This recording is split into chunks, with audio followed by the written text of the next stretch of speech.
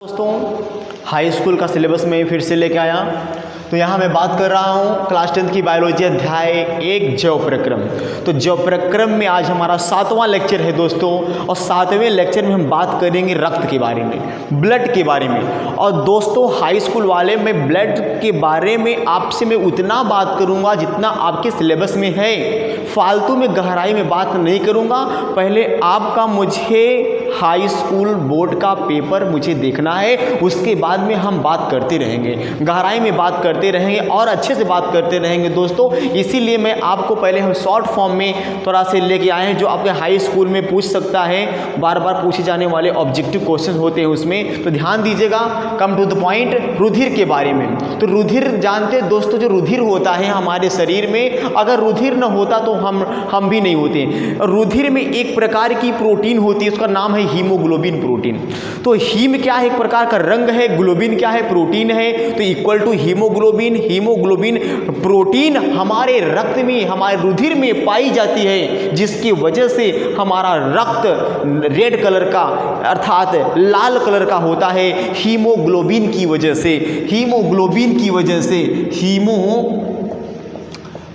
Haemoglobin की वजह से जो रक्त होता है हमारा, वो लाल रंग का होता है, लाल कलर का होता है। दोस्तों ध्यान दीजिएगा, रुधिर के दो घटक होते हैं, रुधिर के दो घटक होते हैं, एक होता है प्लाज्मा और दूसरा होता है रुधिर कणिकाएं। दोस्तों, प्लाज्मा और रुधिर कणिकाएं के बारे में हम बात करेंगे, क्योंकि प्लाज्मा की मात्रा हमारे रुधिर में ज़्यादा होती है और रुधिर कणिकाओं की मात्रा कम होती है। तो ध्यान दीजिएगा कि प्लाज्मा है क्या।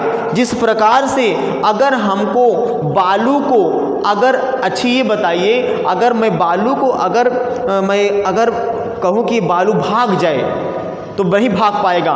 जब तक उसमें हम पानी नहीं मिलाएंगे, बालू में अगर हम पानी में बालू अगर एक मुट्ठी मिला देते हैं, 2 मुट्ठी मिला देते हैं, और जब हम पानी गिराते हैं तो पानी के साथ साथ बालू भी खिसक कर चल जाने लगता है, यानी कैरी होने लगता है। उसी प्रकार हमारा रुधिर कणिकाएं हैं, आरबीसी है, डब्ल्यूबीसी है, प्लेटलेट्स है, अगर ये इसके सपोर्ट में कौन करता है? प्लाज्मा करता है। अगर प्लाज्मा ना होता तो आरबीसी, डब्ल्यूबीसी, प्लेटलेट्स एक स्थान से दूसरे स्थान पे, अर्थात हमारे हृदय से पूरे अंगों में रक्त नहीं पहुंच पाता, आरबीसी, डब्ल्यूबीसी, प्लेटलेट्स नहीं पहुंच पाता दोस्तों, तो ही विल डाई। तो इस प्रकार से ध्यान दीजिएगा, प्लाज्मा जो होता है ये हमारे शरीर में, प्लाज्मा हमारे शरीर में 50 से 60% होती है। ध्यान दीजिएगा, ये प्लाज्मा हल्का पीला रंग का होता है और इनके अंदर रुधिर का लगभग 55 से 60% भाग होता है, यानी जितना रक्त का आधे से ज़्यादा भाग होता है इसका प्लाज्मा का। इनमें 90 से 92% जल होता है। प्लाज्मा के अंदर 92%, 90 से 92% क्या होता है? जल होता है, और बाकी क्या होते हैं? 8 से 10% कार्बनिक और अकार्बनिक पदार्थ होते हैं, ऑर्गेनिक एंड इनऑर्गेनिक कंपाउंड्स होते हैं। ध्यान दीजिएगा।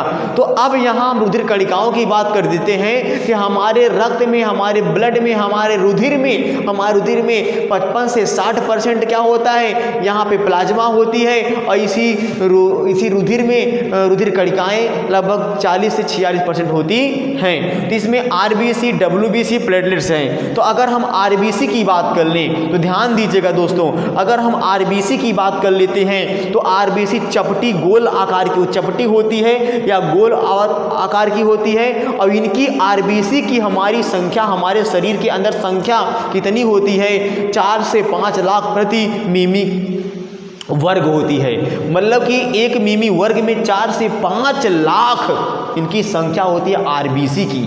तो आरबीसी ये बनती रहती है, मरती रहती है, ये सब बनते रहते हैं, मरते रहते हैं। आरबीसी, डब्ल्यूबीसी, प्लेटलेट्स बनते रहते हैं, मरते रहते डेली का डेली, ठीक है। तो ये चपटी गोल होती है, 4 से 5 लाख प्रति मिमी वर्ग में होती है। इनका जीवन काल, आरबीसी का जीवन काल 100 से 120 दिन तक। एक आरबीसी कण, एक आरबीसी कोशिका, जानते हो दोस्तों, 100 से 120 दिन तक जिंदा रह सकती है, उसके बाद मर जाएगी, फिर नया बनेगा। और डब्ल्यूबीसी, वाइट ब्लड कार्पल, इनमें क्या होता है? ये हमारे शरीर में एक मिमी वर्ग में 5000 से 9000 संख्या में पाई जाती हैं, और ये 10 से 13 दिन तक जिंदा रहती हैं। कितना? 10 से 13 दिन तक जिंदा रहती हैं। और उसी प्रकार क्या है दोस्तों, प्लेटलेट्स, जो प्लेटलेट्स होता है WBC से 40 गुना अधिक होती है। ये जो WBC है 40 गुना अधिक होती है किसकी, प्लेटलेट्स की संख्या, यानी काफ़ी अधिक मात्रा में होती है। और इनका जीवन काल कितना होता है, 1 सप्ताह होता है। दोस्तों ध्यान दीजिएगा, जब आपको बीमारी होती है किसकी, टाइफाइड की, जब आपको टाइफाइड की बीमारी होती है, तो जब आप टाइफाइड का चेकअप कराने जाते हैं, अर्थात WBC काउंटिंग होती है, काउंटिंग होती है, और जो है कि प्लेटलेट्स की, आप जानते हैं हमारे शरीर में 1.5 लाख से ऊपर प्लेटलेट्स होनी चाहिए, 1.5 लाख से ऊपर। ध्यान दीजिएगा, एक प्लेटलेट्स एक प्रकार का ये ऐसा है हमारे शरीर में, अगर प्लेटलेट्स ना होता तो शायद हमारे रक्त के अंदर थक्का न जम पाता। ये प्लेटलेट्स के अंदर ये थ्रोम्बिन होता है, एक हमारे शरीर में, हमारे रक्त में थ्रोम्बिन और हिपैरिन प्रोटीन होते हैं। अगर किसी ने पूछ लिया कि बताओ सर कि पूरे शरीर में हमारा रक्त मूवमेंट कर रहा है, कैरी कर रहा है, तो जम क्यों नहीं रहा है, तो हिपैरिन की वजह से नहीं जमता है। और हमारे पूरे शरीर में अगर कहीं चोट लग जाए, कट जाए, फट जाए, हमारे शरीर पंचर हो जाए दोस्तों, तो पंचर होने के बाद में हमारे शरीर के अंदर से ब्लड निकलने लगता है। तो ब्लड कुछ टाइम के अंदर 2 मिनट के अंदर थक्का बन जाता है और रुक जाता है, पपड़ी जम जाती है, रुक जाती है, उसको बोलते हैं थक्का जम गया, उसको बोलते हैं थक्का जम गया। तो ये प्लेटलेट्स का काम होता है। तो प्लेटलेट्स अगर हमारे शरीर में, हमारे रक्त में अगर ये प्लेटलेट्स ना होता दोस्तों, तो हमारे शरीर में रक्त का थक्का न जम पाता। तो रक्त का थक्का जमाने के लिए सबसे बड़ा कार्य किसका होता है, प्लेटलेट्स का। तो प्लेटलेट्स को हम हिंदी में बोलते हैं बिम्बाणु, क्या बोलते हैं, बिम्बाणु बोलते हैं। प्लेटलेट्स को हम हिंदी में बिम्बाणु बोलते हैं और इसी को हम थ्रोम्बोसाइट्स बोलते हैं। तो ठीक है दोस्तों, ये प्लेटलेट्स हमारे शरीर में एक प्रकार से एंटीसेप्टिक काम करता है, एक सेना उत्पन्न करता है जो जीवाणुओं से लड़ता है, ये प्लेटलेट्स।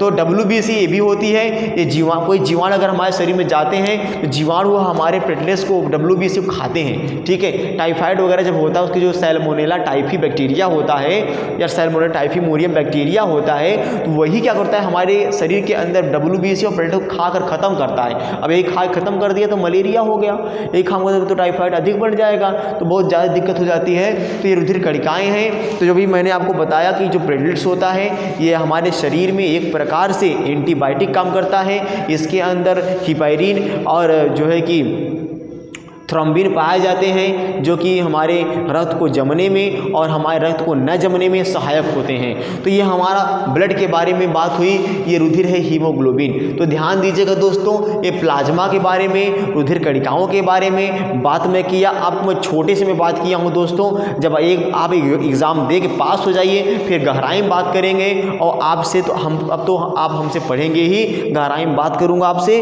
और अच्छे तरीके से ये छोटे छोटे मैटर, बायोलॉजी का छोटा से लेकर बड़े बड़े मैटर तक दोस्तों मैं सॉल्व कराऊंगा आपको। पहले मैं यूपी बोर्ड 10th और 12th की एग्ज़ाम पहले क्वालिफाई आपको करा दूं, अच्छे से आप पास हो जाए, रिजल्ट बन जाए, उसके बाद तो हमेशा हम पढ़ते रहेंगे। इसलिए मैं शॉर्ट फॉर्म में लेते हुए चल रहा हूं दोस्तों। नमस्कार दोस्तों।